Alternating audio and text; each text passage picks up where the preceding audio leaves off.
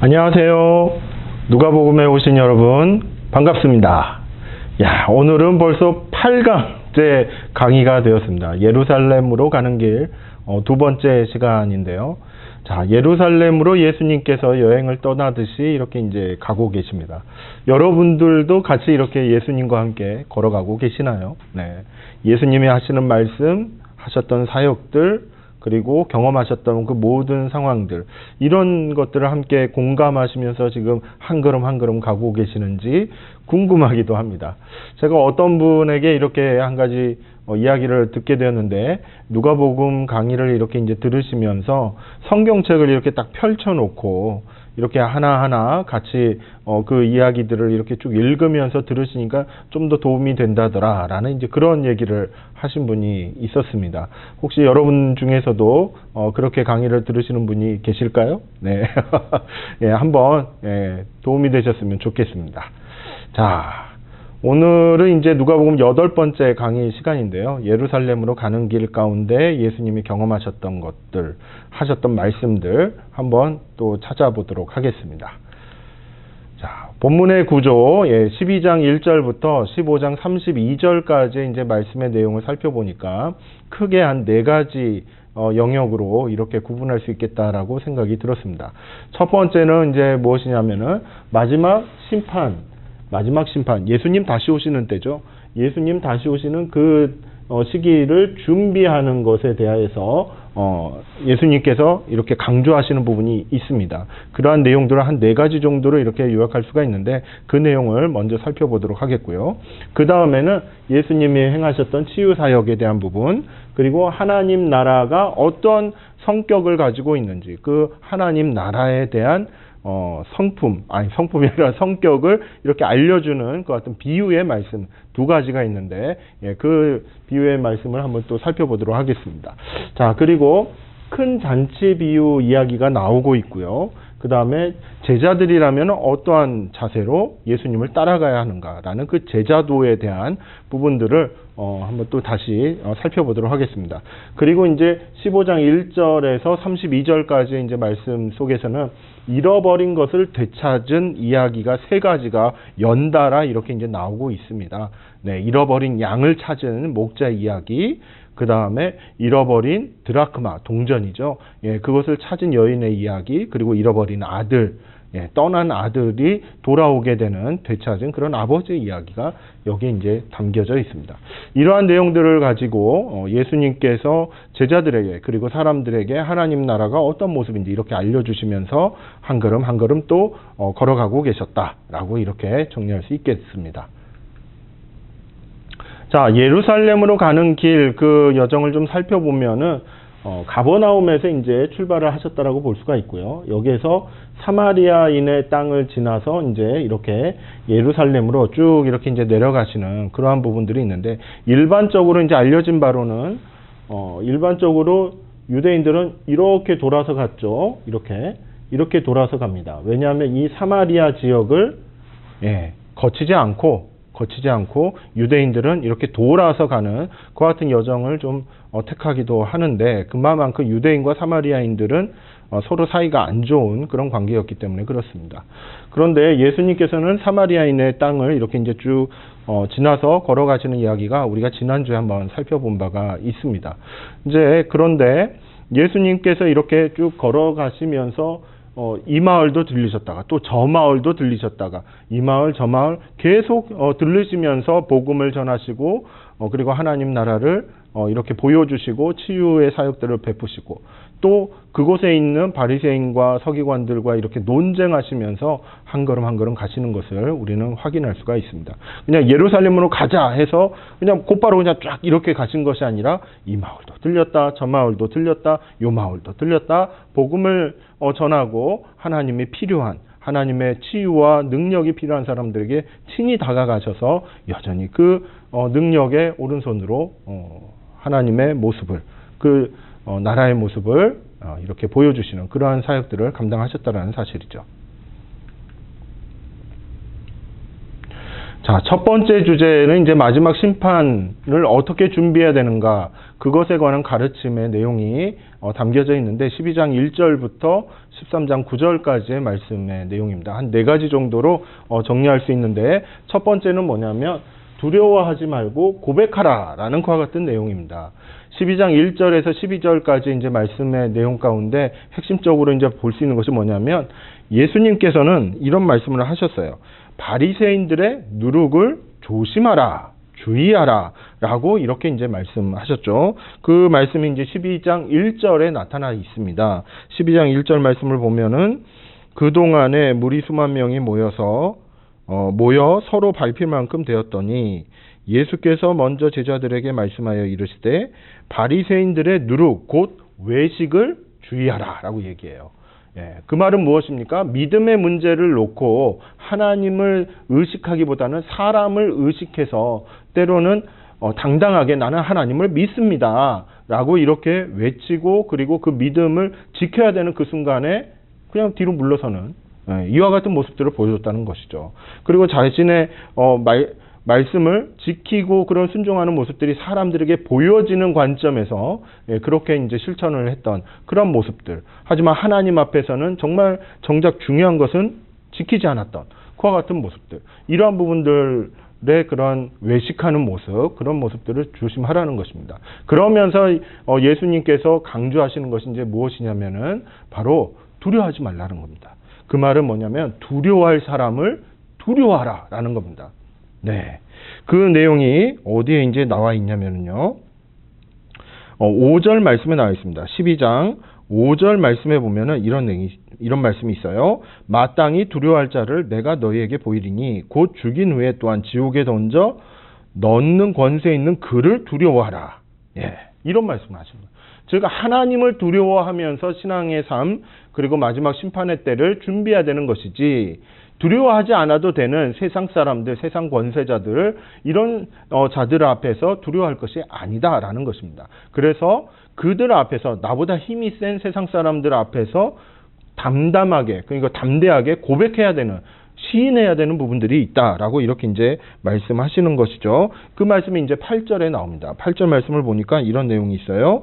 내가 또한 너희에게 말하노니 누구든지 사람 앞에서 나를 시인하면 인자도 하나님의 사자들 앞에서 그를 시인할 것이요 라고 이렇게 얘기해요.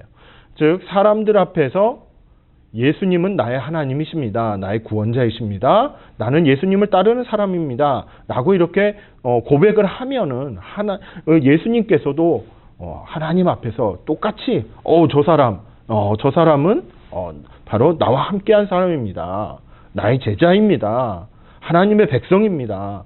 내가 구원하기 위해서 십자가에 달려 못 박혀 죽은 이유가 바로 저 사람 때문입니다. 라고 예수님께서 변호를 해주실 수 있다는 겁니다. 이제 그와 같은 부분들을 예수님은 여기에서 이제 강조하시는 겁니다. 즉 마지막 때에 예수님 다시 오셨을 때 심판주로 오실 텐데 그때 나의 모습이 어떤 모습으로 비춰질 것인가. 이 땅 위에서의 삶의 모습이 예수님을 시인하고 예수님을 인정하고 예수님을 따라가는 그런 담대한 믿음의 삶을 살아갔다라면은 그 마지막 때에 예수님도 하나님 앞에서 우리의 그런 믿음의 모습들을 인정해 주시는 변호해 주시는 그와 같은 모습들을 약속해 주신다라고 보시면 되겠습니다. 자, 두 번째 그런 준비 사항은 뭐냐면은 어리석은 부자의 비유 그리고 하나님께 보물을 쌓아두라라는 그와 같은 내용의 말씀을 예수님은 가르쳐 주셨는데요. 이러한 이제 내용에 있는 말씀을 좀 살펴보면은 특별히 어리석은 부자의 비유는 아마 여러분들이 들어보셔서 아실 겁니다. 무슨 말입니까? 이 세상에서 이렇게 이제 열심히 잘 살았다가 돈도 많이 모아놨어요. 그리고 창고에다 이것저것 이제 다 쌓아놓기도 했어요. 그런데 그걸 누리기도 전에 하나님께서 그 생명을 가져가시면은 그게 무슨 소용이 있냐? 이겁니다. 그렇기 때문에 어리석다라는 이야기입니다. 21절에 있는 말씀을 보면은 이런 내용이 있어요. 자기를 위하여 재물을 쌓아두고 하나님께 대하여 부유하지 못하는 자가 부유하지 못한 자가 이와 같으니라 라고 이렇게 말씀을 해요. 쌓아놓고 누리지도 못하고 하나님께서 그 생명을 데리고 가시면 그것은 아무 소용이 없는 것이 돼버리는 것인데, 바로 자기를 위해서 재물을 쌓아두는 자는 이와 같은 사람이다 라고 이렇게 말씀하시는 것이죠. 그러면서 이제 반대로 그럼 어떻게 살아라는 것이냐, 마지막 때에 그래도 하나님 앞에서 인정을 받으려면 어떠한 삶을 살 것이냐, 하나님께 보물을 쌓아두는 삶을 살아야 된다라고 이렇게 전하시는 것입니다. 그 내용의 말씀 중에 어디를 이제 보시면은 33절을 보시면 좋겠어요. 33절을 보면은 제가 한번 읽어보겠습니다. 너희 소유를 팔아 구제하여 낡아지지 아니하는 배낭을 만들라 라고 얘기해요. 낡아지지 않는 배낭을 만들라. 곧 하늘에 둔 바 다함이 없는 보물이니 거기는 도둑도 가까이 하는 일이 없고 좀도 먹는 일이 없느니라 라고 이렇게 이야기합니다. 너희 소유를 팔아 구제하여 라는 표현이 나오죠. 즉 하나님께 보물을 쌓아두는 그와 같은 방법, 하늘에 보물을 쌓아두는 방법은 무엇입니까? 바로 구제하는 방법입니다. 구제. 예, 소유를 팔아서 가진 것을 팔아서 나누어주는, 없는 사람들에게 나누어지는 그와 같은 삶이 하늘에 보물을 쌓아두는, 저축하는 그와 같은 삶이다 라고 이야기를 하는 것입니다. 자기를 위해서 보물, 재물을 쌓지 말고 다른 사람을 위해서 이렇게 나누는 그와 같은 삶을 살 것을 강조하시는 것이죠. 이와 같은 삶은 마지막 때에 예수님 다시 오셨을 때에 하나님 앞에서 인정받을 만한 준비가 잘 돼 있는 그 같은 삶의 준비를 하는 모습이다라고 이렇게 정리할 수 있겠습니다. 자, 세 번째는 이제 무슨 준비를 하냐면 깨어서 준비하고라는 표현을 하셨어요. 깨어서 준비하고 있으라라는 그런 말씀을 하십니다. 12장 35절에서 39절까지의 말씀을 좀 살펴보면은 어떤 이제 내용이 있냐면은 이런 내용이 있습니다. 40절 말씀, 여기 밑에 적혀져 있죠. 예, 40절 말씀을 한번 읽어보겠습니다. 그러므로 너희도 준비하고 있으라. 생각하지 않는 때에 인자가 오리라 하시니라 라고 말씀.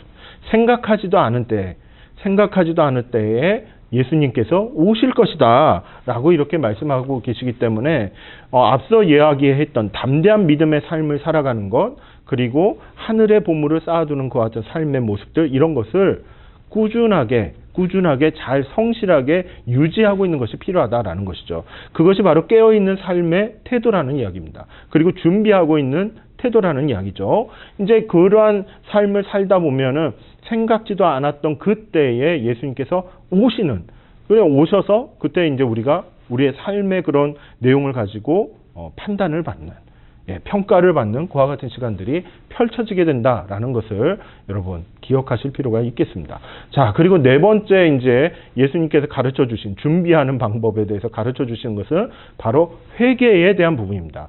회개하라. 그리고 열매 맺지 못하는 무화과 나무에 대한 이야기를 이렇게 알려주고 계시는 부분이 있어요. 이러한 내용을 이제 보았을 때 무엇을 이제 좀 살펴볼 수가 있냐면은 우리가 준비를 이제 잘 하면은 오케이, 평가를 받는데 아무런 두려움이 없을 거예요. 그런데 평가를 잘 못 받을 수도 있죠. 잘 못하는 경우가 있을 수 있다는 겁니다. 그랬을 때는 어떻게 해야 되냐? 그때에는 바로 회개의 삶이 필요하다라는 것을 말씀하십니다. 그것을 예수님께서는 비유의 말씀으로 이렇게 이야기를 하시는데요. 그 내용이 어디에 이제 나와 있냐면은 6절에서 13장 6절에서 9절, 바로 이런 내용이 있습니다. 한 사람이 포도원에 무화과 나무를 심은 것이 있더니 와서 그 열매를 구하였으나 얻지 못한지라 라는 그런 내용이 나와요.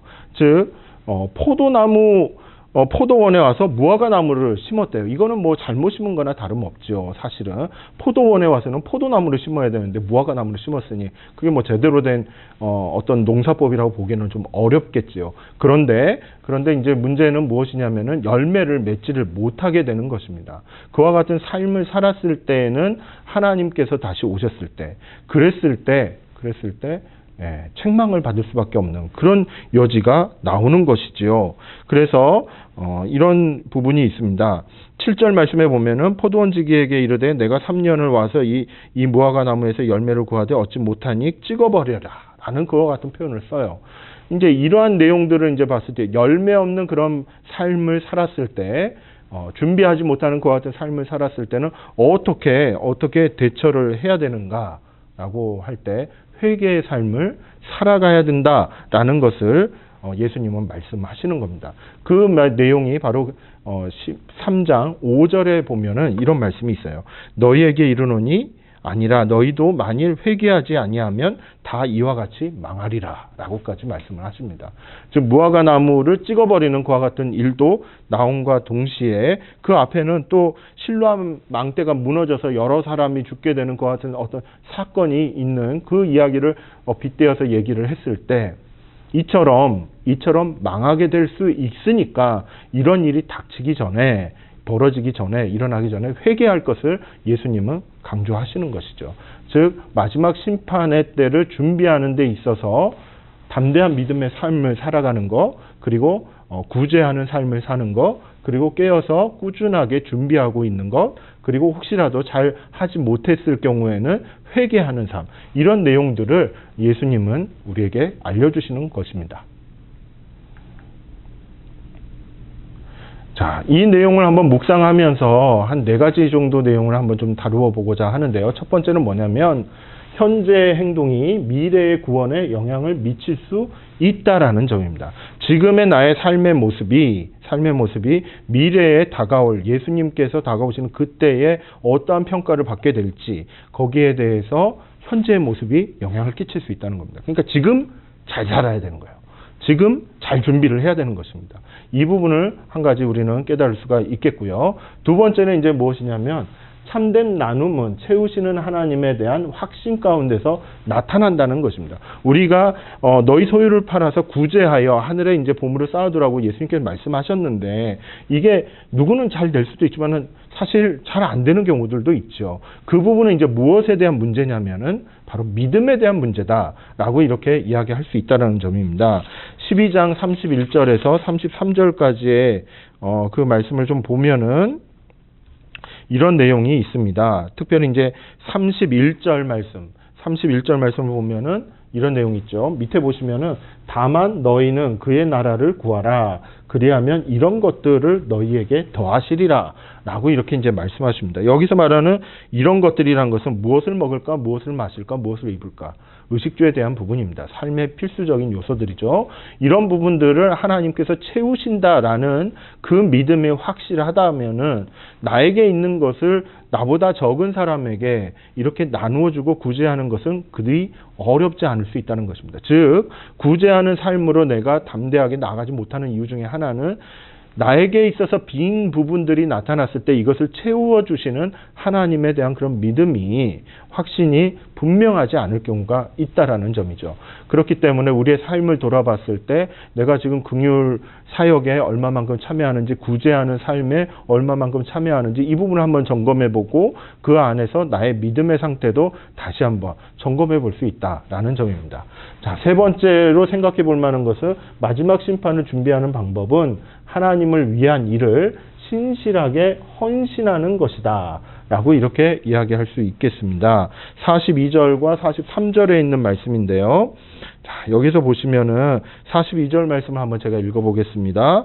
주께서 이르시되 지혜 있고 진실한 청지기가 되어 주인에게 그 집 종들을 맡아 때를 따라 양식을 나누어 줄 자가 누구냐라고 이렇게 이제 물어봤을 때 43절 주인이 이를 때에 그 종이 그렇게 하는 것을 보면 주인이 이르렀을 때 그 종이 그렇게 하는 것을 보면 그 종은 복이 있으리로다라는 겁니다. 즉 하나님께서 맡겨주신 그런 사역과 그리고 삶의 목적과 어떤 비전을 이루는 그와 같은 삶의 사명들이 있다라는 것이죠. 그 사명을 하나님께서 오실 때까지, 예수님께서 다시 오실 때까지 성실하게 이렇게 하나하나 감당하고 있는 그 모습을 하나님이 보시면 복이 있을 것이다 라고 이렇게 이야기를 하는 것입니다. 즉 핵심적인 것은 무엇입니까? 현재 잘해야 된다라는 거. 그리고 하나님께서 시키신 일들은 꾸준하게 성실하게 헌신하며 이렇게 잘 지키면서 준행하고 있어야 된다는 것. 이 부분을 우리는 생각해 볼 수 있겠습니다. 자, 그리고 마지막 네 번째로 회개는 심판을 면할 수 있는 유일한 길이다라는 점을 여러분 꼭 기억하셨으면 좋겠습니다. 우리가 매번 다 잘할 수는 없어요. 하지만 그것에 대해서 구제받을 수 있는 길이 하나님께서는 알려주신 겁니다. 예수님께서는 길을 보여주신 거죠. 그게 바로 회개인 것입니다. 다시 돌아와서 이 말씀대로 따라 순종하면서 다시 한번 그 길을 가는 것, 이 부분이 우리가 때로는 곁길로 나가는 그런 순간이 있을 때라도 이제 다시 돌아오는 그런 그 길로 나가는 것이 필요하다라는 것을 알려주시는 것이죠. 자, 두 번째 주제를 한번 살펴보겠습니다. 치유사역과 하나님의 나라, 그 비유에 대한 내용인데요.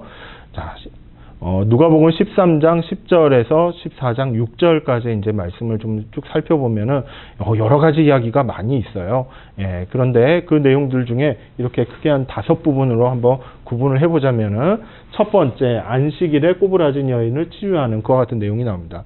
이와 비슷한 이야기가 마지막 5번째도 나오죠. 안식일에 수종병 든 사람을 치유하시는 내용이 나옵니다. 즉, 이 내용은 바로 안식일 논쟁과 연결이 되는 그와 같은 내용이에요. 예루살렘으로 이렇게 이제 내려가시는 그와 같은 길 도상에서도 믿지 않는 사람들, 특별히 바리새인들과 서기관들을 만났을 때 이 안식일에 이렇게 치유하는 사역을 실천하시는 부분을 놓고 늘 이렇게 이제 논쟁을 하시는 그와 같은 부분들이 있었다라는 것을 우리는 염두에 둘 수가 있겠습니다. 자, 그리고 두 번째, 겨자씨와 누룩에 대한 그 비유가 나오는데 이것은 하나님 나라가 어떠한 나라인지를 알려주는 그 같은 내용이 담겨져 있죠. 겨자씨의 비유를 살펴보면은 겨자씨는 아주 조그맣지만 이것이 이제 자라면은 나무가 되는, 이렇게 풍성하게 번창하게 되는 이제 그와 같은 특성을 가지고 있고, 그 다음에 누룩은 무엇입니까? 누룩은 그 자체로는 어떤 역할을 하지 못하지만은 밀가루나 어떤 빵에 이렇게 들어가게 됐을 때는 그 모습은 사라지지만은 그 빵을 부풀리게 이렇게 만들어주는 그 같은 역할을 하게 되죠. 하나님의 나라가 바로 그러한 성격을 가지고 있다라는 것을 이렇게 알려주는 것입니다. 자, 그리고 세 번째 내용을 보면은 구원받은 사람은 적지만 좁은 문으로 들어가야 된다라는 점을 분명하게 말씀하시는 거예요. 즉, 하나님 나라의 그와 같은 삶을 살아가는 사람은 구원으로 이제 들어가는 그와 같은 문을 통과하게 되는데 사실 그 문은 좁은 문이다라는 이야기입니다. 믿음으로 가는 나라, 하나님의 나라. 맞아요. 예. 믿음으로 들어가는 나라가 바로 하나님의 나라입니다. 믿음으로 들어가는 문이 바로 좁은 문이라는 겁니다. 좁은 문으로 들어간다라는 것은 그 자체만으로도 믿음을 가지고 있다는 것이죠. 믿음을 가지고 넓은 문으로 들어갈 수는 없다는 겁니다. 믿음을 가진 자는 예수님께서 알려주시는 그 말씀을 따라 좁은 문으로 들어가는 그러한 부분이 있어요. 그렇기 때문에 예수님이 보시는 것은 이제 무엇이냐면은 믿는다라고 하지만은 실제로 구원받는 사람이 적을 수 있다라는 것입니다. 왜냐? 좁은 문으로 들어가지 않았기 때문에. 그 내용에 대해서는 잠시 뒤에 다시 한번 좀 살펴보도록 하겠습니다. 자, 그리고 네 번째 내용은 예루살렘에 대한 탄식하시는 이제 장면이 나오시죠. 이것은 무슨 말입니까? 바로 예루살렘에서 이제 당신께서, 예수님께서 생명을 이제는 내어놓아야 되는 그와 같은 부분이 있으셨다라는 것입니다. 그와 같은 내용 때문에 어떤 말씀을 하시냐면은 34절 말씀을 제가 한번 읽어보겠습니다.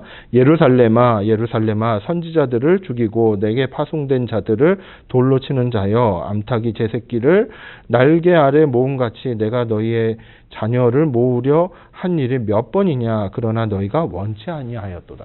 즉, 예루살렘이 하나님에 대해서 또는 예수님에 대해서 취했던 그와 같은 태도, 하지만 하나님께서 예수님을 통해서 예루살렘에게 취했던 태도와 전혀 다르다는 거예요.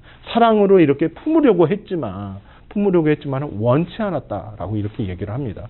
그렇기 때문에 결국은 하나님의 그런 심판의 손길이 예루살렘에도 내려지게 되는 그와 같은 일이 벌어지고 만 것이죠.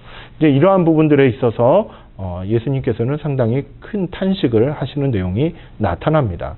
자, 다섯 번째 내용은 이제 안식일에 수종병 든 사람을 치유하시는 그와 같은 장면인데요. 여기서 이제 바리새인들과 논쟁을 하는 가장 핵심적인 부분, 그것은 바로 예수께서 대답하여 율법 교사들과 바리새인들에게 이르시되 안식일에 병 고쳐주는 것이 합당하냐 아니하냐.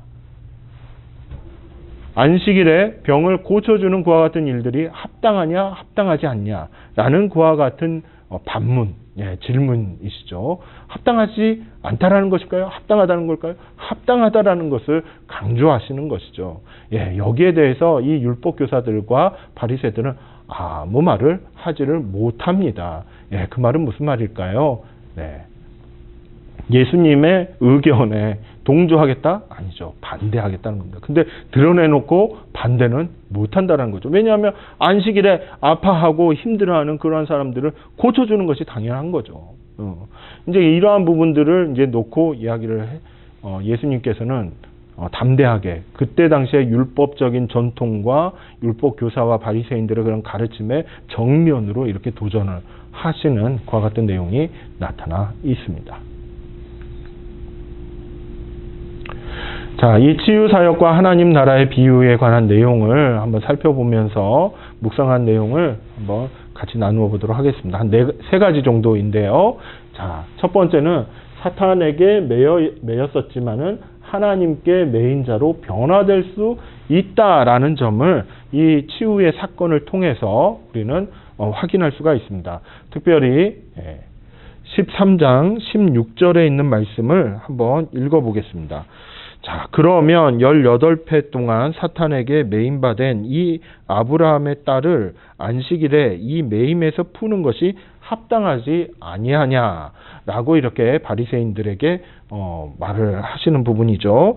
뭐냐면은 이제 이렇게 꼬부라진 그런 여인의 그와 같은 모습이 이제 나타나는데 이 꼬부라진 그 원인이 뭐냐면은 11절 말씀에 나와요.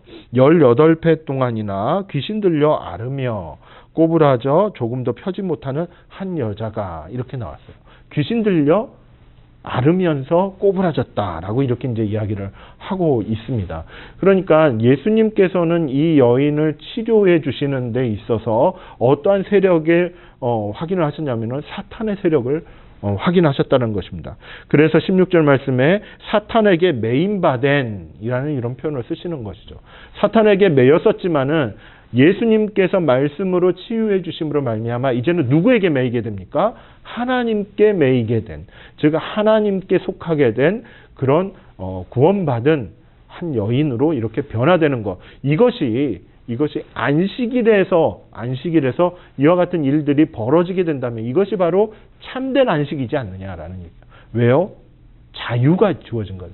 사탄에게서부터의 자유, 죄로부터서의 자유, 질병으로부터의 자유, 이런 어떤 매여있던 것에 대한 자유. 하지만 참된 자유는 하나님께 매임받은 것입니다.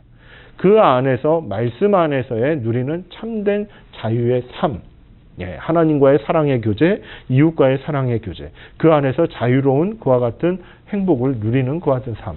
이러한 부분들이 안식일에 이루어질 수 있어야 된다라는 것을 그때 당시에 바리새인들과 율법 교사들에게 강조하시는 내용이 나온 것이죠. 자, 두 번째 내용을 좀 살펴보면 하나님의 나라는 작지만 번창하며 바로 겨자씨 비유에서 나오는 이야기입니다.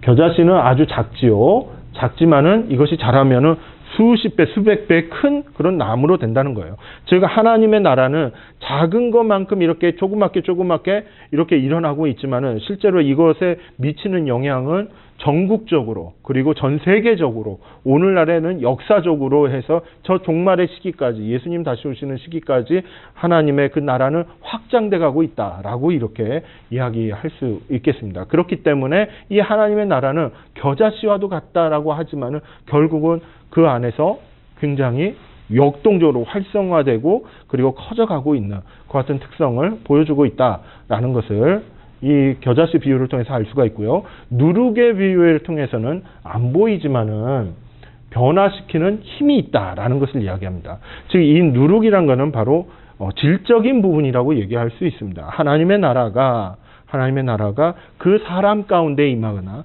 그 공동체 가운데 임하거나 그 지역에 임하거나 이러한 하나님의 그 다스리시는 권능이 임하시게 된다면은 그것은 누룩과도 같아서 때로는 보이지 않고 그 지역 안에서 녹여나든지 아니면 내 안에서 한 인격 안에서 이렇게 녹아내리든지 잘 보이진 않는지는 모르지만 그 심령을 변화시키고 생각과 판단을 변화시키고 그리고 행동과 말들과 그리고 그들의 삶 자체를 변화시키기 때문에 한 개인을 변화시키고 그리고 그 개인으로 말미암은 또는 그 가족을 변화시키고 그리고 그 가족이 속한 지역사회를 변화시킬 수 있는 그와 같은 힘을 가진 곳이 바로 하나님의 나라다라는 것을 알려주시는 겁니다. 즉 겨자씨 비유와 누룩의 비유를 통해서 하나님 나라가 어떠한 성격을 가지고 있는지 이것을 보여주시고 이것을 실질적으로 그 현실 가운데서 경험할 수 있는 그와 같은 내용이다. 그리고 또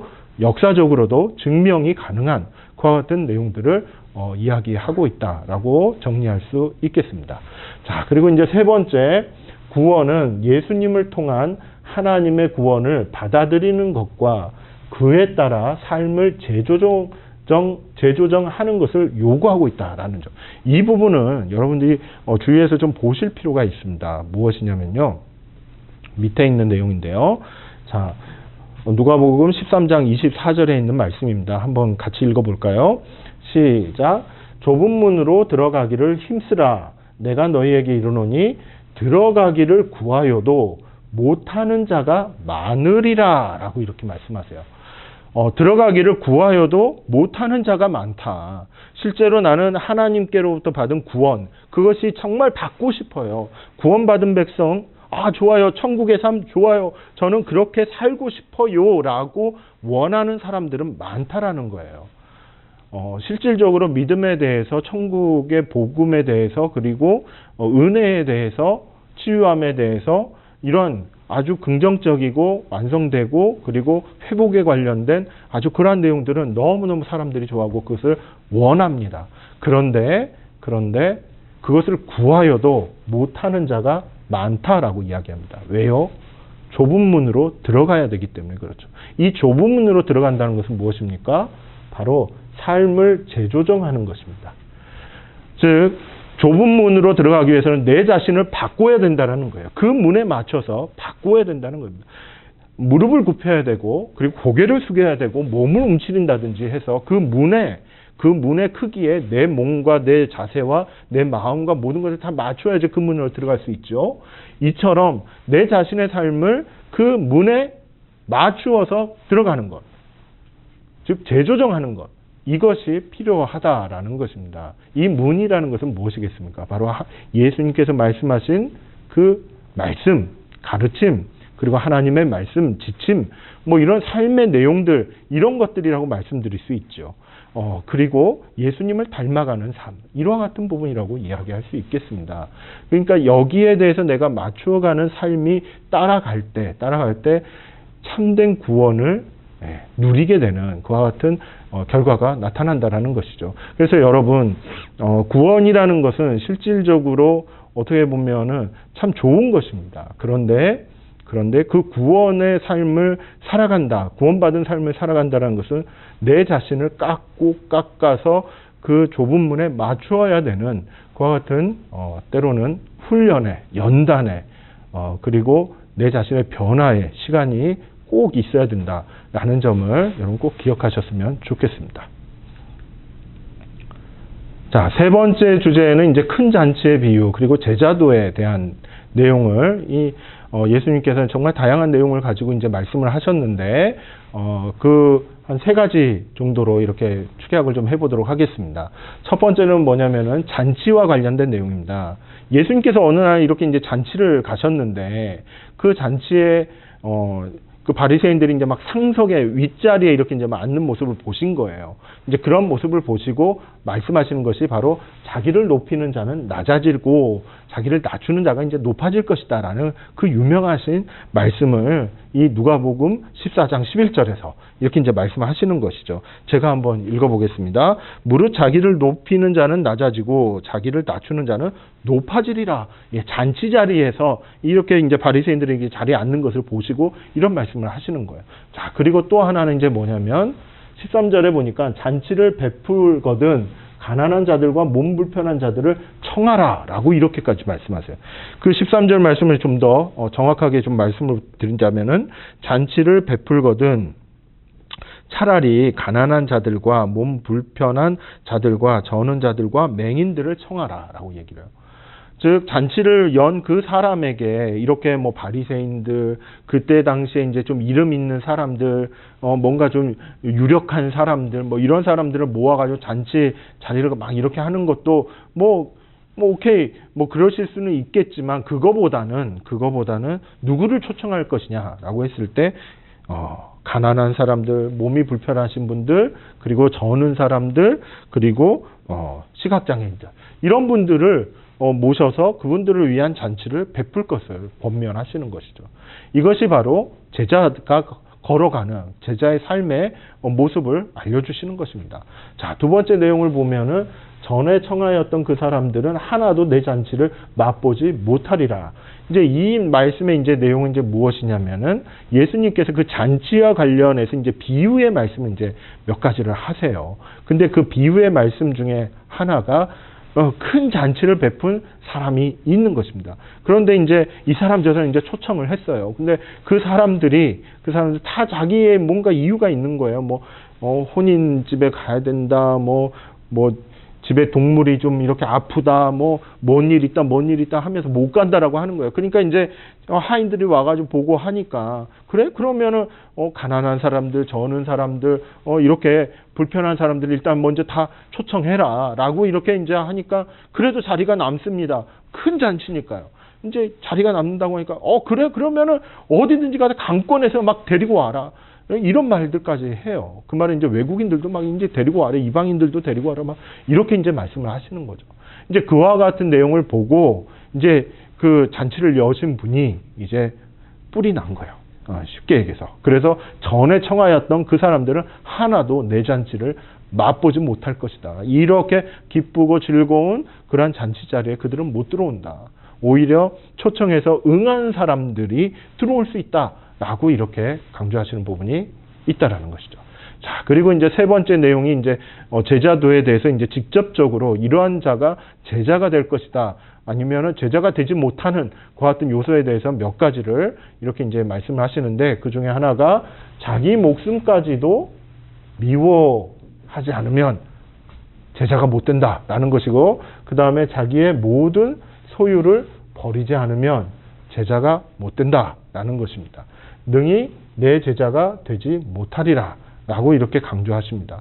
자, 여러분 이 말씀을 이제 조금 뒤에 다시 한번 좀 살펴보겠지만은 예수님께서 생각하시는 그런 제자의 모습이 있다라는 것입니다. 그것은 제자의 모습은 예수님을 가장 우선으로 두는 것입니다. 내 목숨까지도 먼저 예수님, 그리고 가족보다 먼저 예수님, 내가 가진 모든 것보다 먼저 예수님, 이와 같은 삶의 태도를 유지하고 이렇게 살아가는 자가 바로 제자다라고 이렇게 이야기하는 것이죠.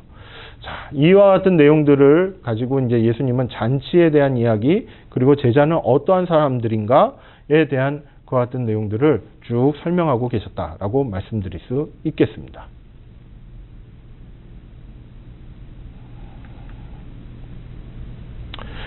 자, 큰 잔치의 비유 그리고 제자도에 대한 내용들을 쭉 살펴보면서 묵상한 내용을 한 세 가지 정도 한번 살펴보도록 하겠습니다. 첫 번째는 이제 무엇이냐면 하나님의 초청을 받은 인사 목록, 즉 초청받은 그 초청 대상자들 명단이 있겠죠. 그 명단 안에는 누가 있는가라고 했을 때 바로 비천한 사람들, 가난한 사람들, 이런 사람들이 포함되어 있다라는 점이 눈에 띈다라는 겁니다. 하나님께서는 누구를 초청하시는가? 이 땅 위에서 참 어렵고 힘든 그리고 대접받지 못하는 정말로 그 안에서 우울한 마음들과 가난한 마음들 그리고 불행하다라는 그런 마음들을 가진 사람들을 그런 사람들을 초청을 해서 회복시키시는 그와 같은 잔치를 여신다라는 것이 바로 하나님의 목적이라는 것이죠. 잔치를 여는 목적. 이제 그러한 부분들을 좀 강조하고 있고 오히려 누가 빠지는가라고 했을 때 바로 자기 만족에 빠져 있는 그와 같은 사람들은 이 잔치에는 들어올 수가 없다라는 것입니다. 이 말씀이 이제 의미하는 것은 이제 무엇을 말씀할까요? 사실 빈부격차 이런 부분들을 따지는 것이 아닙니다. 돈이 있는 사람은 들어갈 수 없느냐? 그런 것을 얘기하는 것이 아니에요. 중요한 것은 그 하나님께서는 그 잔치, 큰 잔치에 그와 같은 비유를 통해서 말씀하시는 것은 우선적으로 돈 있는 사람도 초청을 하는 겁니다. 예. 유력한 사람들도 초청을 하는 거예요. 근데 그 사람들은 자기 만족에 빠져서 자기 일에 빠져서 하나님의 초청을 거부하는 것이죠. 그런 사람들은 이제는 배제가 된다라는 것을 이야기합니다. 즉 하나님께서는 배제하실 때는 배제하시는 거예요. 하지만 초청하고 그리고 초청에 응한 사람들에 있어서는 환대하시면서 받아들이시는 그와 같은 내용들이 있다라는 것을 여기에서는 알 수가 있습니다. 그렇다면은 어떻게 이제 이와 같은 생각들을 발전시킬 수 있을까요? 자, 여러분은 하나님의 그 초청에 어떠한 태도로 대응하고 있습니까? 한편으로는 하나님이 초청이라고 인지를 하고 있습니까? 만약에 이 사람들 가운데 다 일차하여 사양했다라고 이렇게 얘기를 하는데 밭을 샀기 때문에 그리고 소 5겨리를 샀기 때문에 장가 들었기 때문에 못 간다라고 이렇게 이제 이야기를 했던 이 사람들이 만약에 하나님께서 부르신 거예요? 그럼 가야지 이런 마음을 가졌다라면 그들은 밭이 있고 소가 있고 그리고 혼인도 했지만은 그와 같은 부분에 있어서 하나님께서 부르시면 가야지 라는 그런 마음으로 갔다라고 한다면은 이들은 이 인사 목록, 초청 대상자 목록에 그대로 포함이 되어 있는 것이죠. 그런데 하나님이 부르셨다 할지라도 그것을 제대로 깨닫지 못하고 인지하지 못하고 나는 그거보다는 이게 먼저야 라고 이렇게 생각을 했을 때 그럴 때에는 하나님도 오케이 그러면 오지 마 이렇게 된다라는 말씀입니다. 그래서 하나님의 그러한 모습을 여러분 다시 한번 좀 주지하실 필요가 있습니다. 네. 그래서 예배에 참석하는 거 때로는 하나님이 기뻐하실 만한 그와 같은 삶의 자리가 있을 텐데 그 자리에 나아가는 거에 있어서 하나님이 어떠한 마음으로 나를 부르시는가에 대해서 여러분 한 번 더 생각해 보시는 것이 필요하다라는 것을 꼭 기억하셨으면 좋겠습니다. 두 번째 이제 내용을 보시면 제자는 가족과 목숨까지 버린다라고 이렇게 이제 이야기를 했는데 그것은 이제 무엇을 의미하냐면은 완전히 가족을 버리는 거고 완전히 그 목숨까지 다 버리는 거고 형제 자매도 다 버리는 거고 처자식도 다 버리는 거고 이것을 이야기하는 것이 아니다라는 거예요. 무엇을 얘기하냐면 바로 섬김을 위한 포기를 이야기하는 것입니다. 하나님의 뜻이 있고 하나님의 말씀이 있습니다. 그렇다면 그 말씀을 준행하기 위한 것을 위해서 때로는 가족의 삶이 있고 그 다음에 내 생명과 그리고 내 앞날과 내 개인적인 영역들이 있다고 하지만은 그것을 차선으로 그것을 뒤로 미루는 그와 같은 모습들 이것을 바로 제자가 살아가는 삶의 방식이다라고 이렇게 이야기할 수 있다는 점이죠. 자, 그리고 마지막으로 이제 살펴볼 만한 것은 이제 무엇이냐면 바로 예수님은 제자들에게 모든 것을 요구하시기에 충분히 생각하고 결단해야 된다는 겁니다. 자, 예수님 믿는다는 것이 왜 이렇게 어려울까라는 그와 같은 질문이 들 수도 있는 내용이기도 해요. 여러분 이거는 간단하게 생각하면 이런 논리라고 보시면 되겠습니다. 예수님은 우리의 삶을 또한 우리를 구원시키시기 위해서 하나님의 자녀로 만들기 위해서 예수님이 하셨던 건 무엇일까요? 바로 십자가에 달려 죽으시는 거였습니다. 그것은 예수님의 전부를 주시는 거죠. 네. 그렇기 때문에 예수님은 제자들에게 그리고 예수님을 따르고자 하는 자들에게 예수님은 담대하게 말씀하실 수가 있어요. 내가 전부를 줬으니 너희도 전부를 달라라는 거죠. 그렇기 때문에 예수님을 믿는다라는 것은 때로는 인생을 걸고 믿는 것입니다. 단순히 하나의 그런 어떤 즐거움, 천국의 약속, 그리고 잠시 잠깐의 치유와 회복, 이것을 위해서 예수님을 믿는 것이 아니라, 이러한 과정을 거친다 할지라도 내 인생에 있어서 내 인생의 전부에 대한 부분을 예수님께 맡기는 것, 예수님의 뜻을 우선으로 여기겠다라고 다짐하는 것, 때로는 결단하는 것, 이와 같은 내용들을 가지고 있다는 것이죠. 그렇기 때문에 좁은 문으로 들어간다라는 그 그 문구 안에는 말씀 안에는 바로 나의 모든 것을 다 맞추어 가겠습니다. 라는 그와 같은 의미가 포함되어 있다라는 것이죠. 이러한 믿음의 자세, 이러한 마음의 자세가 갖추어져 있는 것, 그것을 살아있는 믿음이고 그것을 예수님이 인정하실 만한 믿음이다 라고 이렇게 얘기할 수가 있고, 그리고 이와 같은 믿음 안에서 살아갈 때에 참된 구원의 은혜가 주어진다. 그리고 또 예수님이 마지막 때에 오셨을 때 그러한 믿음을 보고 싶어 하신다라는 것이죠.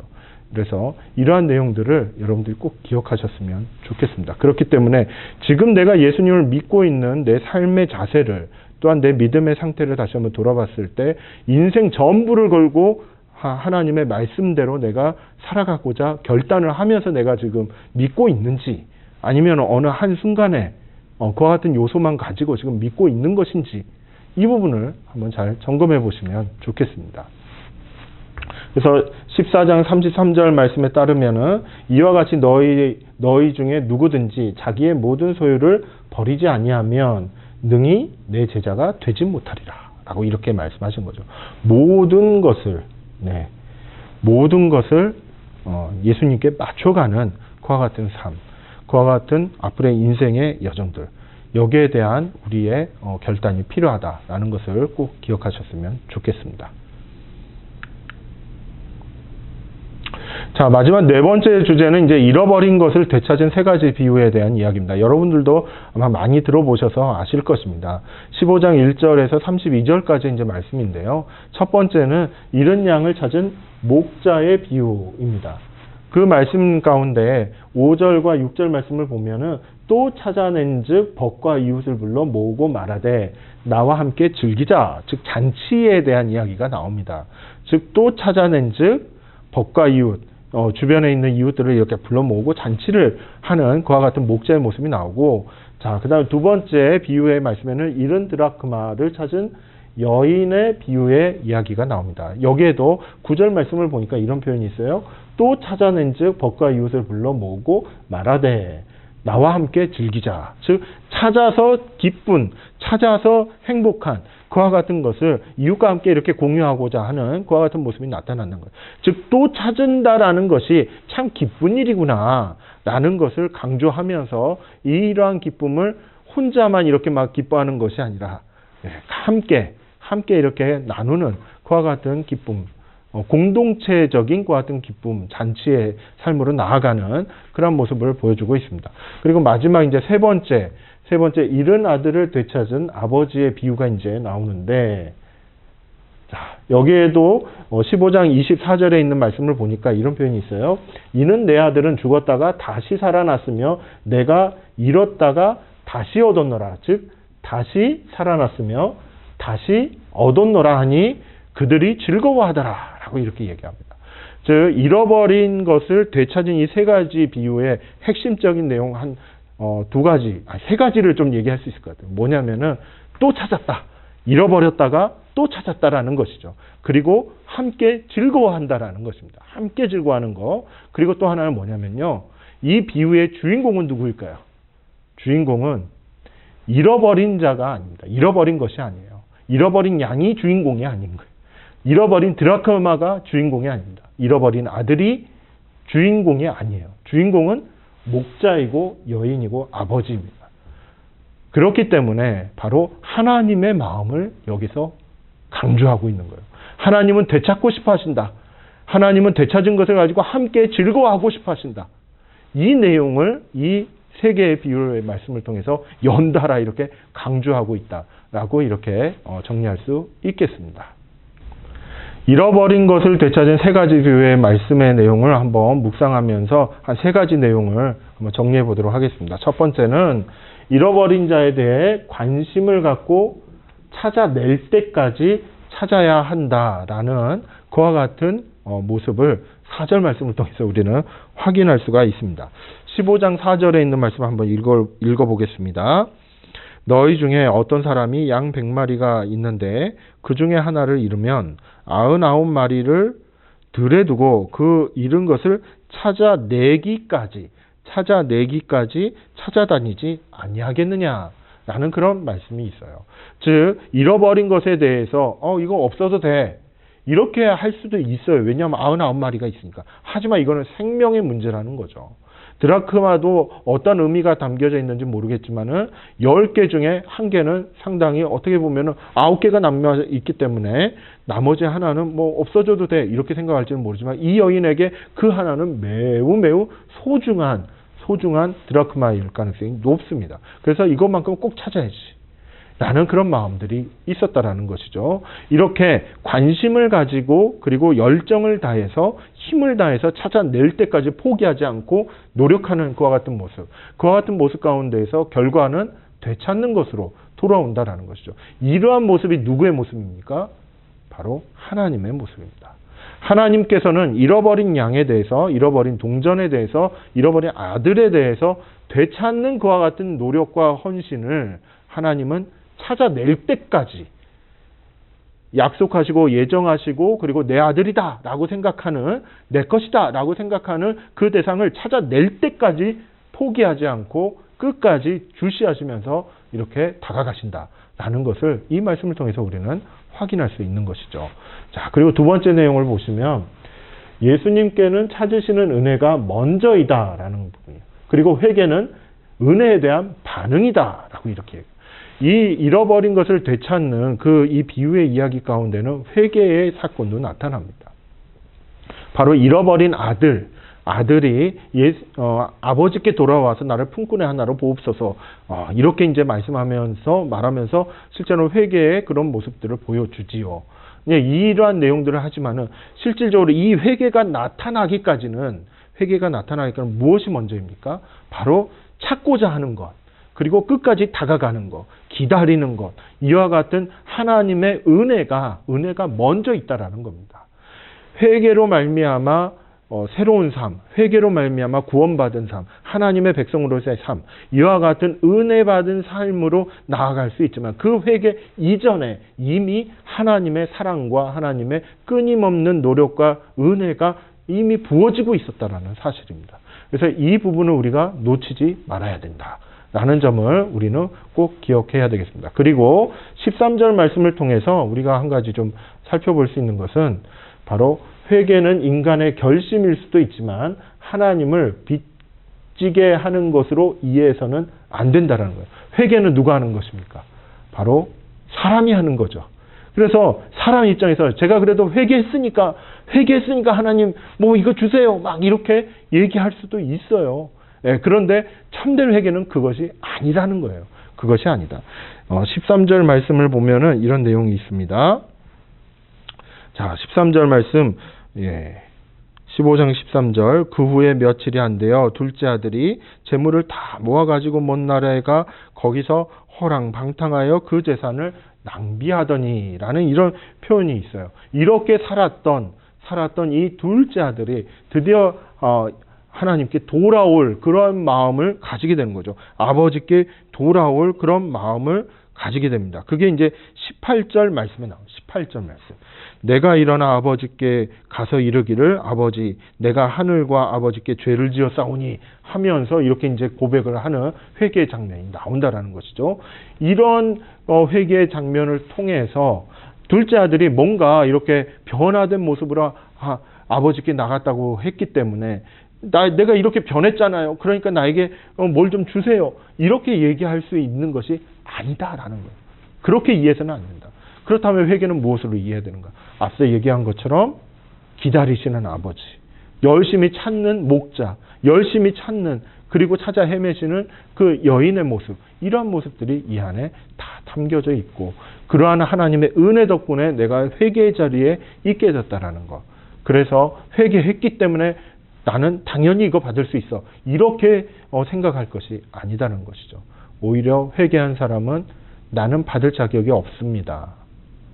하나님의 은혜로 변화된 삶을 살게 된 것입니다. 겸손해지게 된다는 것입니다. 그러한 내용이 이 잃어버린 것을 되찾은 세 가지 비유의 내용에 담겨져 있다라는 것을 우리는 확인할 수 있었습니다. 그리고 이제 마지막으로 15장 10절 말씀에 보면은 이런 내용이 있죠. 내가 너희에게 이르노니 이와 같이 죄인 한 사람이 회개하면 하나님의 사자들 앞에 기쁨이 되느니라. 하나님께서 예수님께서 이 세 가지 비유를 말씀하신 이유, 그것은 뭐냐면 죄인 한 사람이 회개하면 하나님의 사자들 앞에서 기쁨의 그런 잔치들이 일어나는 그와 같은 영적인, 그와 같은 행복과 그런 기쁨의 일들이 일어날 수 있다라는 것을 강조하시는 것이죠.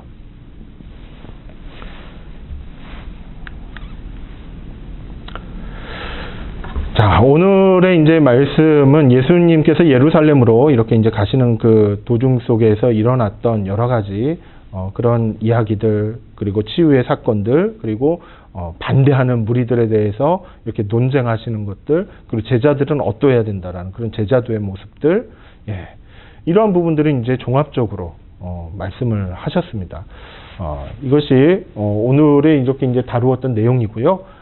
그리고 오늘의 이제 이와 같은 내용들을 통해서 예수님께서 그냥 예루살렘으로 곧장 이렇게 가셨다라기보다는 이제 제자들과 또 이 마을, 저 마을 다니시면서 하나님의 말씀을, 복음을 전하시는 같은 사역들을 꾸준하게 하셨다라는 것이죠. 그리고 또 하나는 갈릴리에서만 이렇게 사역이 진행된 것이 아니라 점차 사마리아 지역도, 그 다음에 유대 지역까지도 이렇게 예수님의 사역이 점차 이렇게 확대되어져 가고 있구나라는 것을 우리는 확인할 수 있었습니다. 자, 출석과 수료에 관한 이야기들은 이제 한번 확인을 해보시면 좋을 것 같고요. 수료에 대해서는 총 10개 강의 이상 이렇게 이제 출석하셔야 되고, 출석 인정을 저한테 꼭 출석했습니다, 강의 들었습니다라는 그런 표현을 문자나 그리고 카톡이나 뭐 단톡방이라든지 채널 등에 이렇게 글을 꼭 올려주셔야 됩니다. 네, 올려주셔야지 그것을 출석으로 인정해드리고, 그리고 이것은 나중에 학점으로도 인정이 됩니다. 그래서 나중에 이제 선거에 이렇게 이제 참여하시거나 이런 일들이 있으실 때 상당히 많은 그런 조건들을 잘 갖추실 수 있는 그런 요소가 있다라는 것을 기억해 두시면 좋겠습니다. 자, 다음 강의는 이제 제 9강으로서 9번째 강의죠. 예루살렘으로 가는 길 3번째 시간입니다. 누가복음 16장 1절에서 17장 19절까지의 말씀을 함께 나누어 보도록 하겠습니다. 예수님께서 예루살렘으로 천천히 가고 계시는 것 같은데, 우리도 마음을 다해서 천천히 이렇게 한번 같이 따라가 보면 좋겠습니다. 네, 여러분 해당되는 본문의 말씀 꼭 읽어 오시면 감사하겠습니다. 지금까지 수고 많으셨습니다. 감사합니다.